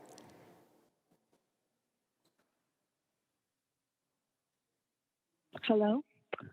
I just wanted to say that I live in District 9, and what I saw on this in this town hall and the footage that y'all are showing was a group of bloodthirsty cops escalating a situation. Hello? Hello? I think they might have let two callers in at once. I'll be quiet for your 2 minutes. Thank you. What I saw was a group of bloodthirsty cops escalating a situation with a 21-year-old man and screaming at him as the life drained from his body How do you feel knowing that the Toyota Prius is safe? How do you feel knowing that you are protecting the interests of private property over the actual members of our community? None of you keep us safe. We keep us safe. And I am astounded at the number of people who are coming onto this live stream and defending the police after you all murdered someone. And I really want to emphasize that this cannot be reformed away. Y'all had de-escalation training. Y'all have the body cameras, which I disagree with because it's pouring more money into the police, and this still happens. The only path forward is to defund the police and move towards abolition because the current system is not keeping us safe. Thank you. Thank you. Moderators, do we have any Cantonese speaking callers on the line?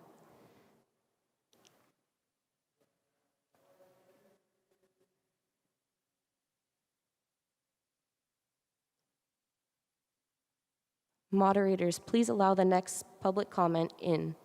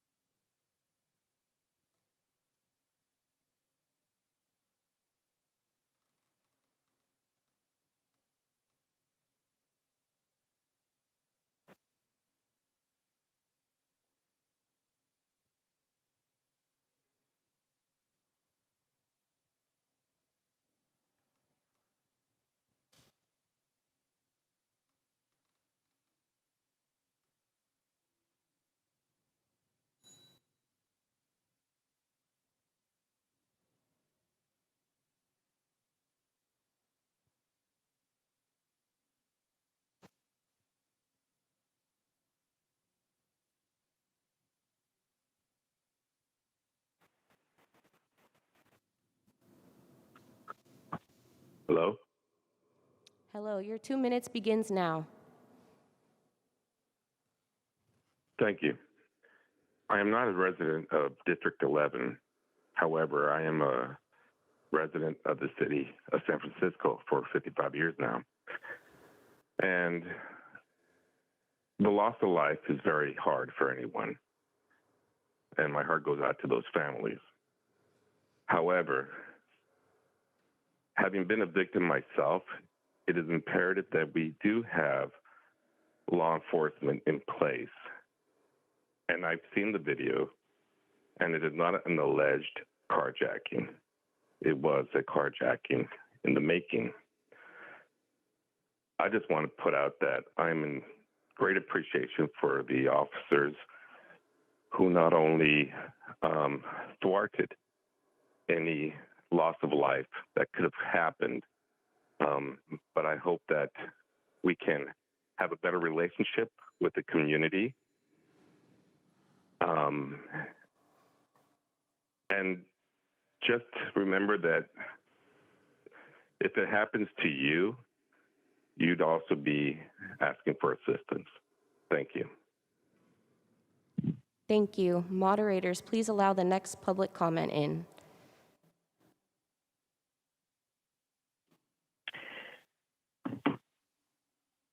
Hi. So first of all, I want to remind everybody that this isn't a town hall if you're not answering our questions. I'd also like to suggest that people going forward say what district they're from, as some people have. I'm from District 6, because it seems like some people are calling in from out of the city. The footage that I saw was distressing. Vargas should not have come at the police officer like that, but it's not his. But the police officers also should not have killed him. And it's crazy that we're living in a system where some of us are looking at this and saying, it's okay that they shot him because he was doing this. You look at other countries and they don't have this problem. You can see videos of police just de-escalating that exact same situation without coming to violence. ultimately, I think it's an issue of the system. I don't think those individual police officers were necessarily to blame either. It's the whole system that's broken. That's what they're trained to do. You know, those police officers feared for their lives because of the situation that we have allowed them to get into. We're allowing the police officers to get in these situations. We need to disarm them, and people perhaps will be so aggressive. He didn't get violent. He didn't like do anything until he had guns pointed at him. And yet people are saying that somehow if those officers didn't have guns, the situation would have been worse. To me, it looked like the situation got worse the second the people with guns showed up. I think we need to defund SFPD. Thank you. Thank you. Moderators, please allow the next caller in.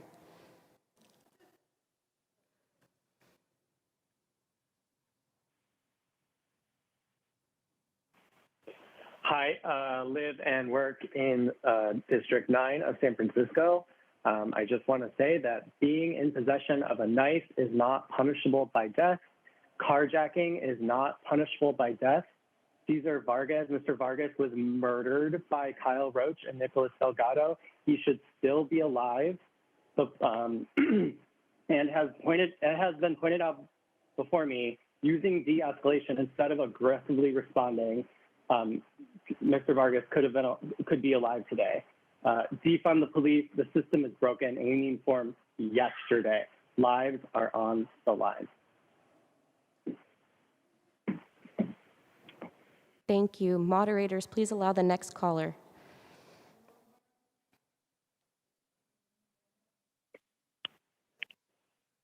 Hi, everyone. Bianca Von Cree, congressional candidate, Google Bianca for SanFrancisco.org. I'd like to start off saying that I agree with the ladies, starting with the Justice for Louise lady there. I'm sorry for the name. But this is definitely a case of involuntary manslaughter for sure. I have some questions. Why were no rubber bullets used or rock salt? Why didn't the cops just back away when the guy approached them? And also, when he was down after being shot 2 or 3 times, I lost count, but I want to know why more than one shot was necessary.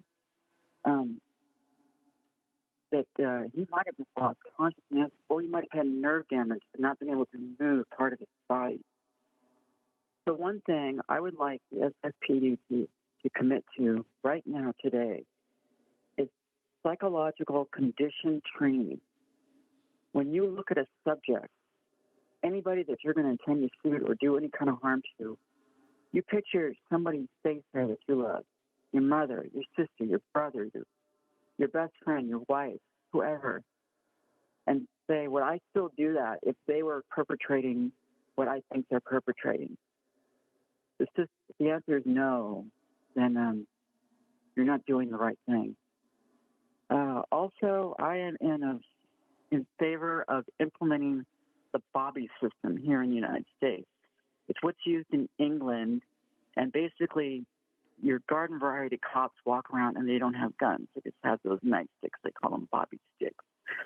And if a situation is escalated to where they do need guns, they call for what's called an armed response unit. And that's what we need to have, an armed response unit, a Bobby system. Thank you. That concludes your 2 minutes. Moderators, please allow the next caller in.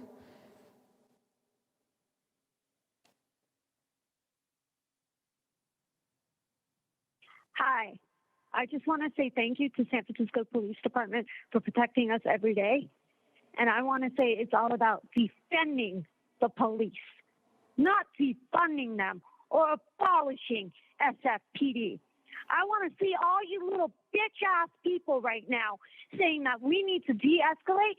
Let me see what you would have done in that situation with someone running up to you with a knife. Those officers did everything they could to de-escalate the situation. Mr. Vargas did not comply. Defend the police, damn it. This is not a joke.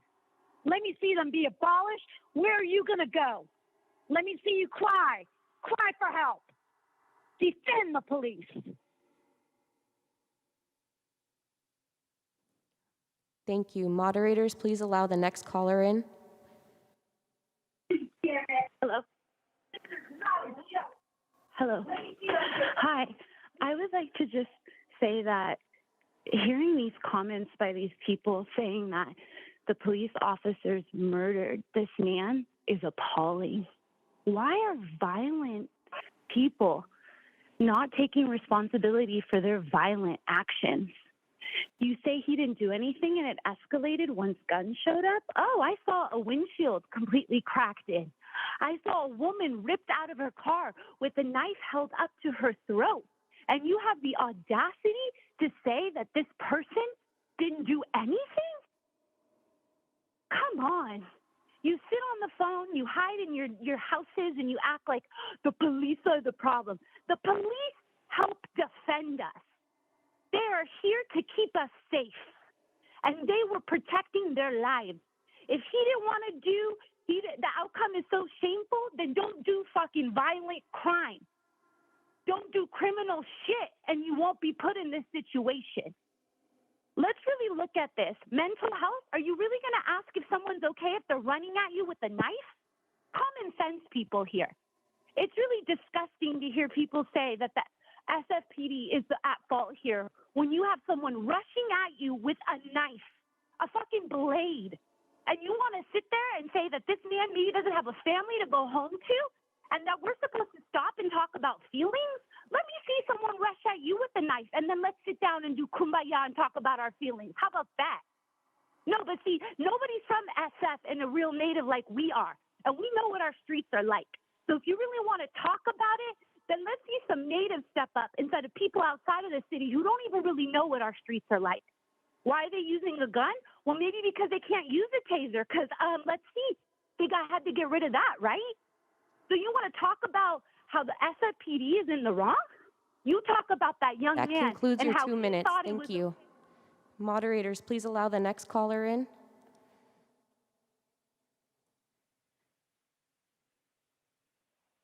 Being in possession of a knife is not punishable by death. Carjacking is not punishable by death. Cesar Vargas was murdered by Kyle Roach and Nicholas Delgado. He should still be alive. The police are a tax-funded terrorist organization. Abolition now.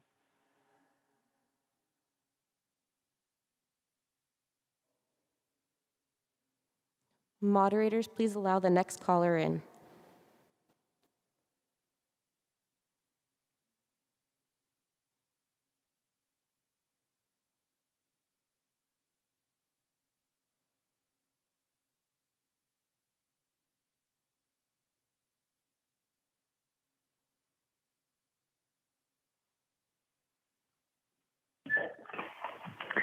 I just have a really interesting question. I'd love to know who paid all these bootlickers to come onto the call and be pro-cop, because the last time I checked, we don't want you here and you don't need to be here. Along with that, it's really interesting because the last time I checked, police are not supposed to kill people. So I don't know where all of you are getting your factual information from, but it feels like you're just kind of making it up, which is usually what pro-cop people do, and also what cops do too. Y'all make up a bunch of shit and act like you are really scared and really worried, and so then you act in violent ways, which is essentially just showing that you're inaccurately trained. You have no education to help yourself in these situations, and police are not the answer. Time and time again, they show us their true colors over and over again. And those true colors are red. Red for the color of the fucking blood that they spill all over our streets. Whether you're from San Francisco, born and raised, or you came here, or whatever it might be, all across the United States, we have an issue. And that issue is that we co-sign the terrorist organization, AKA the cops, to be our protectors. But you know who they protect and who they serve? They protect and they serve neo-Nazis, because cops and Klan go hand in hand. So it's really not shocking that the cops do a heinous act like what they just did, and then they have their bootlicker supporters come over here and be like, oh my God, we love the cops. No one gives a shit about what you have to say. What we want is we want to defund the cops, and then we want to abolish them immediately after that, just so that they feel like they were less attacked. But truly, we don't want them here. We never did. The community takes care of itself. Cesar Vargas would still be here today if the community was there instead of the cops, because the cops don't give a shit about anyone but themselves. And I do not yield my time, so I'll just hang on in the silence. That concludes your 2 minutes. Thank you. Moderators, are there any other callers in the queue? As a reminder for anyone on the line, if you would like to speak during public comment, please press *3. Again, you must press *3 in order to speak for public comment.